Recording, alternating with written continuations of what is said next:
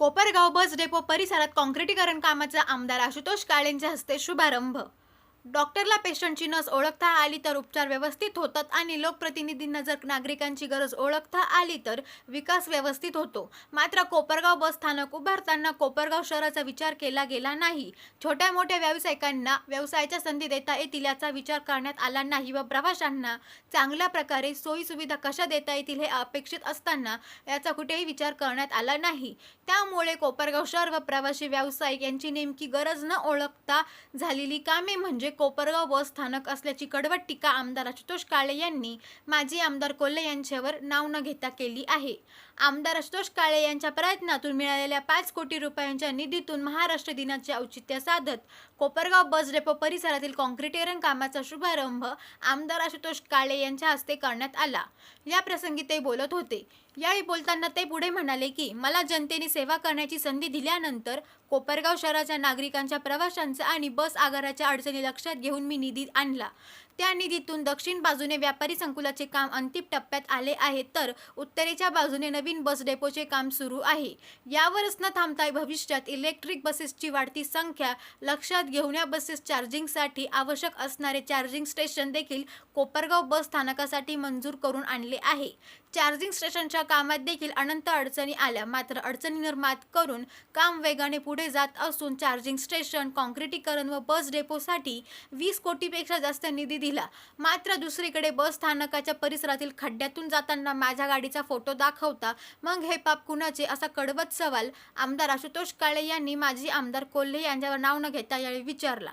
यावेळी बस आगार व्यवस्थापक अमोल बनकर, बस स्थानक व्यवस्थापक अमित हंपे, महात्मा गांधी जिल्हा प्रदर्शन चॅरिटेबल ट्रस्टचे सचिव धरमचंद बागरेचा, मनोहर कृष्णानी, कर्मवीर शंकरराव काळे सहकारी साखर कारखान्याचे संचालक सुधाकर रोहम, डॉक्टर चंद्रशेखर आव्हाड, सुरेश कातकडे, नगरसेवक मंदार पहाडे, हाजी महमूद सय्यद, राजेंद्र वाकचौरे, जनार्दन कदम, वाल्मिक लहिरे, विजय त्रिभुवन, इम्तियाज अत्तार, राहुल शिरसाट, बाळासाहेब रुईकर, माजी नगरसेवक वीरेन बोरावके, रमेश गवळी, फकीर कुरेशी, अजित शेख, दिनकर खरे, शिवाजीराव खांडेकर, शिवाजीराव ठाकरे, चंद्रशेखर म्हस्के, सचिन परदेशी, जावेद शेख, डॉक्टर तुषार गलांडे, सचिन गवारे, मुकुंद भुतडा, सुनील फंड, सागर आहेर, शुभम काळे, चंद्रकांत धोत्रे, अमित आगलावे, गणेश बोरुडे, शिवाजीराव कुऱ्हाडे, राजेंद्र जोशी, भाऊसाहेब भाबड, अंबादास वाडांगळे, विकास बेंद्रे, प्रदीप कुऱ्हाडे, शुभम लासुरे, योगेश वाणी, राजेंद्र आभाळे, एकनाथ गंगुले, दिनेश संत, हारून शेख, राजेंद्र फुलफगर, याकोब शेख, सुनील गलांडे, तुकाराम काळे, सिद्धार्थ शेळके, बाळासाहेब बोर्डे, लहू सुपेकर,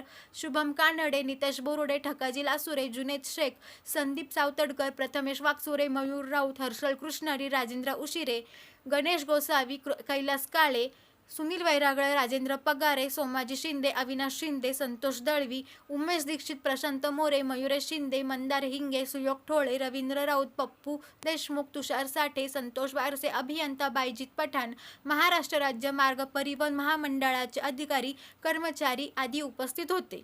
SG मराठी न्यूज चॅनलसाठी संतोष जाधव, कोपरगाव।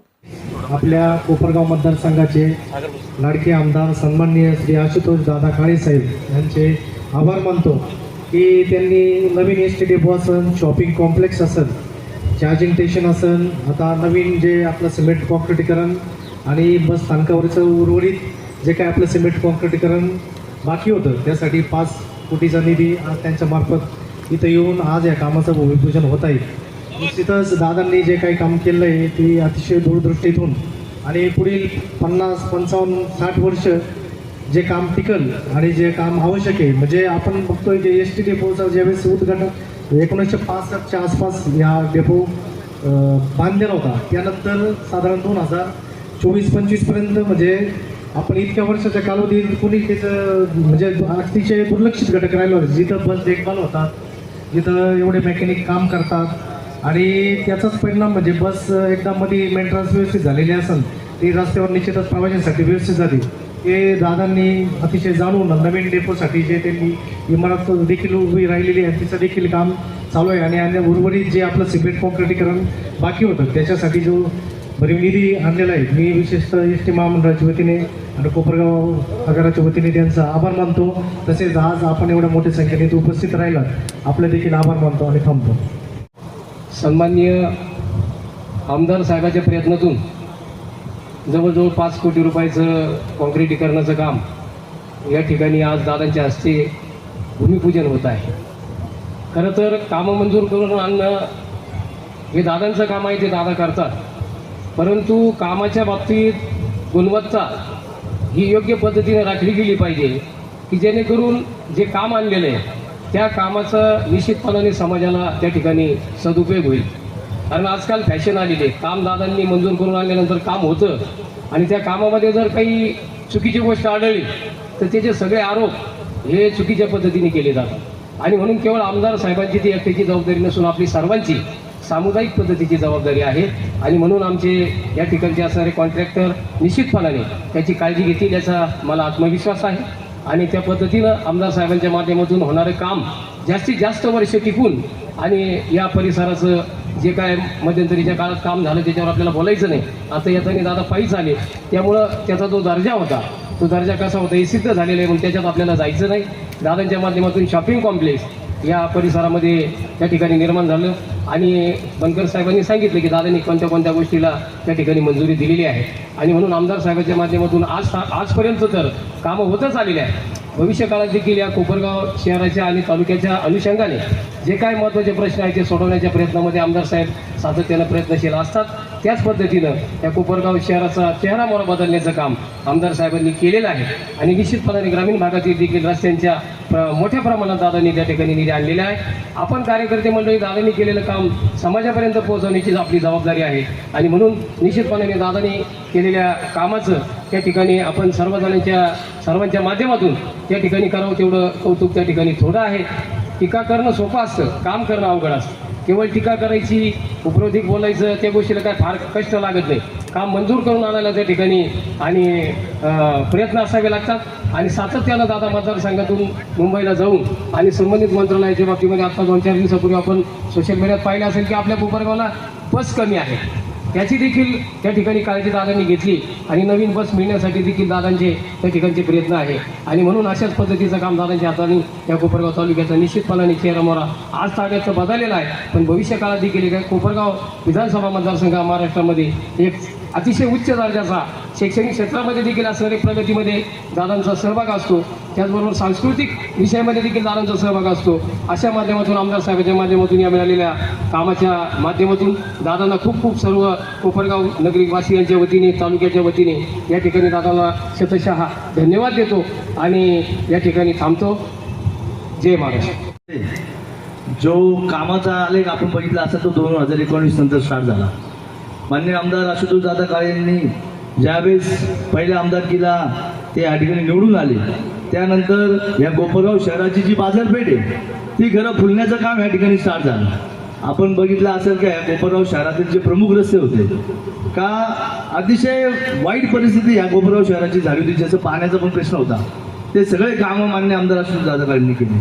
म्हणजे आताचा जो धारणगाव रोड असेल, गुरुद्वारा रोड असेल किंवा गांधीनगर रोड असेल, जे शहरातले प्रमुख रस्ते किंवा पाण्याचा प्रश्न असेल, 5 नंबर तळं तयार करून जे पाणी प्रश्न आज आपण 21 दिवसांनी घेत होतो तो आज आपण 4 दिवसाआड घेतोय. नक्कीच ह्या ठिकाणी एक दूरदृष्टी असलेलं नेतृत्व आपल्या कोपरगाव शहराला भेटलेले, त्यामुळेच आतापर्यंत हे जे कामं झालेले ते या ठिकाणी होत आहे. आणि आज आपण बघितलं असेल का आपल्या मार्केट फुलवण्यासाठी कोपरगावची एक मी व्यापारी म्हणून सांगतो का बाजारपेठ फुलवण्यासाठी गाळे, शॉपिंग कॉम्प्लेक्स हे जर झालं, जसं आपण संगमनेरचं बस स्टँड आपण या ठिकाणी पहिले बघितलेलं होतं. माझ्या अंदाजे आपल्या अगोदर संगमनेरचं बस स्टँड या ठिकाणी झालं होतं. त्या धर्तीवर खरं कोपरगावचं बस स्टँडची आलेख या ठिकाणी व्हायला पाहिजे होता, पण तो काही झाला नाही.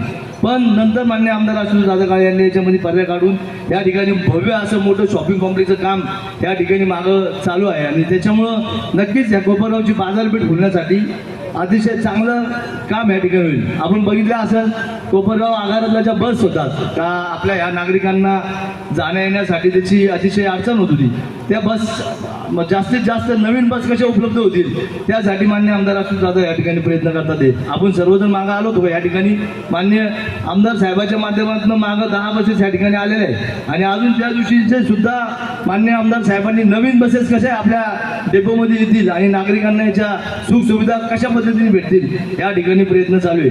आता ज्या कामाचं या ठिकाणी उद्घाटन होत आहे, अतिशय मोठं काम या ठिकाणी आगारातला जे कर्मचारी स्टाफ असतो त्या इथं यांचं सर्व्हिस स्टेशन आहे मागं, त्याच्यासाठी त्यांना कशा सुखसुविधा प्राप्त होतील यासाठी 5 कोटी रुपयाचं असं हे मोठं काँक्रिटीकरणाचं काम माननीय आमदार आशुतोष दादा काळे यांच्या मार्गदर्शनाखाली या ठिकाणी होत आहे.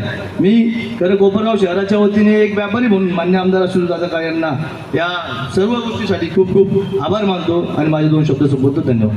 साहेबांनी सांगितल्याप्रमाणे आपल्या बस डेपो आणि बस स्टेशन, बस स्टँड गेल्या अनेक वर्षांपासून त्याचं काम होणं अपेक्षित होतं. ठीक आहे, आता लेट झालं, परंतु ते होत असताना बस स्टँडची गरज, प्रवाशांची गरज आणि एकंदरीत शहराची गरज किंवा नागरिकांची गरज हे लक्षात घेणं खऱ्या अर्थाने त्याच्यामध्ये अपेक्षित आहे. आज आपण डेपो आणि डेपोच्या परिसराचं काँक्रिटीकरण करतो, परंतु मागच्या काळामध्ये ज्यावेळेस बस स्टँडचं काम झालं,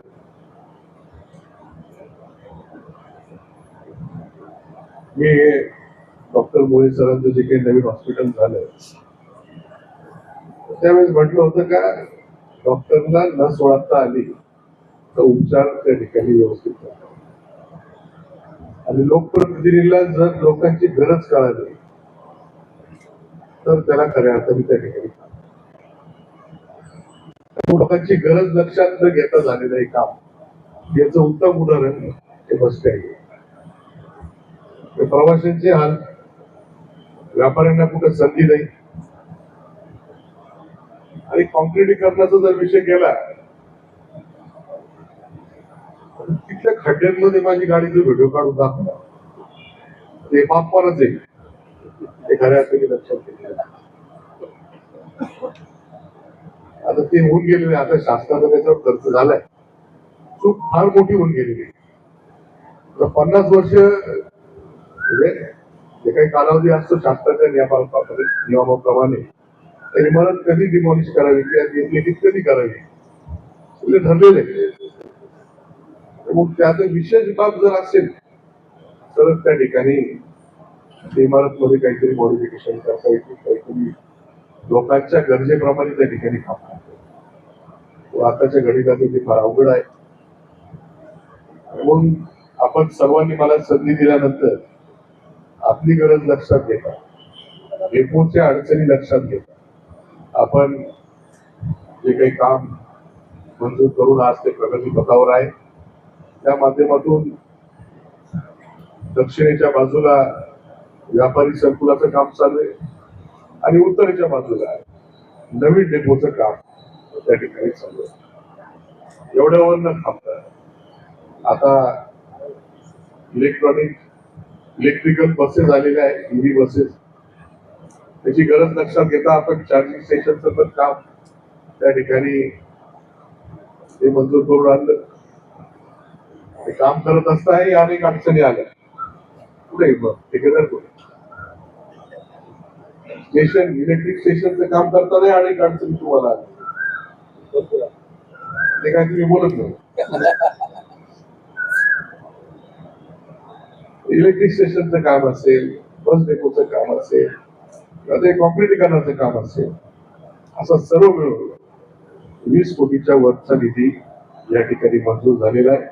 त्याचं कामही चालू आहे आणि अतिशय चांगलं डेपो म्हणजे अनेक वर्षांपासून या ठिकाणी कर्मचारी काम करत आहे, अधिकारी या ठिकाणी आहेत.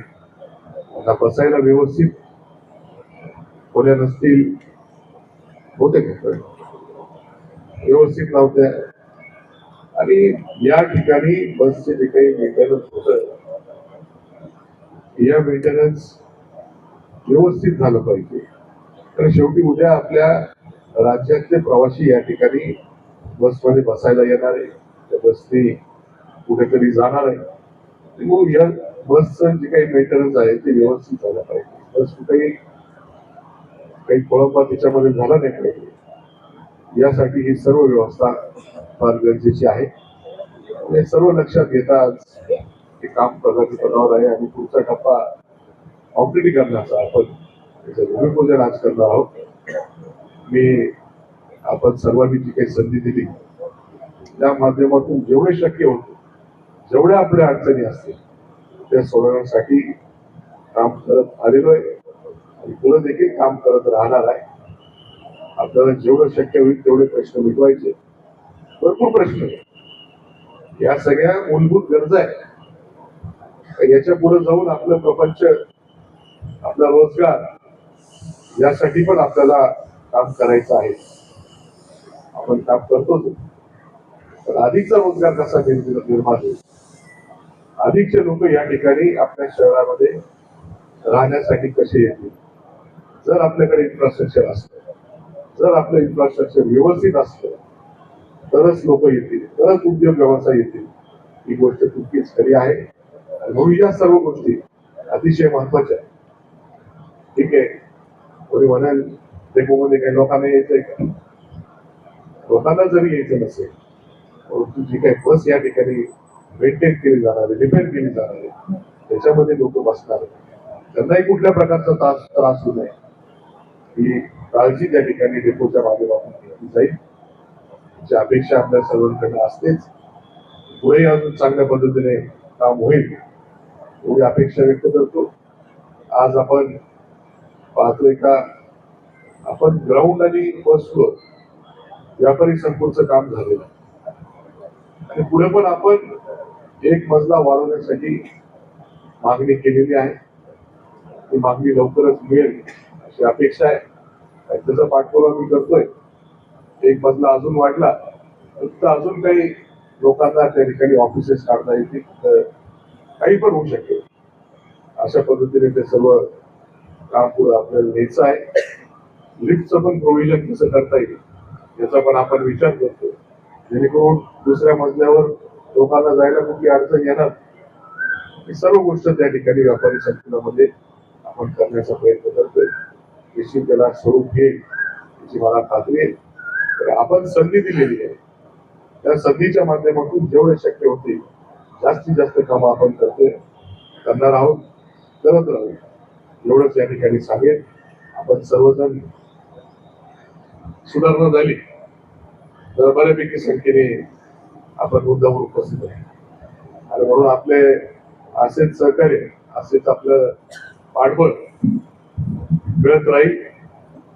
म्हणजे आपण सर्वजण बरोबरच आहोत, कोण पाठीमागे कोण पुढे नाही, पण सर्वजण एकत्र राहून आपल्या कोपरगाव शहराचा, आपल्या कोपरगाव तालुक्याचा, मतदारसंघाचा विकास आपल्याला करण्यासाठी सर्वांनी मिळून प्रयत्न करूया.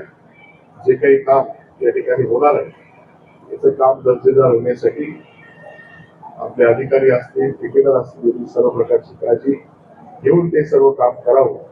उष्णता फार आहे, तर पाण्याची व्यवस्था आपण बस स्टँडवर केलीच असेल, तरी एक बस स्टँडवर थोडं लक्ष राहू द्या. कोणी काही वाटलं तर लगेच हॉस्पिटलमध्ये पोहोचण्याची व्यवस्था आपण करा. उष्णता फार असल्या कारणाने आपल्याला सर्व जे काही नियम किंवा जे काही सूचना सरकारने केलेल्या आहेत लोकांना आपण थोडस काळजीपूर्वक त्या ठिकाणी सांगावे अशा प्रकारची विनंती करतो. आपण सर्वजण आल्याबद्दल पुन्हा एकदा आपल्या सर्वांचे आभार व्यक्त करतो. आपल्या सर्वांना आजच्या महाराष्ट्र दिनाच्या, आजच्या कामगार दिनाच्या मनापासून खूप शुभेच्छा देतो. जय हिंद, जय महाराष्ट्र, धन्यवाद.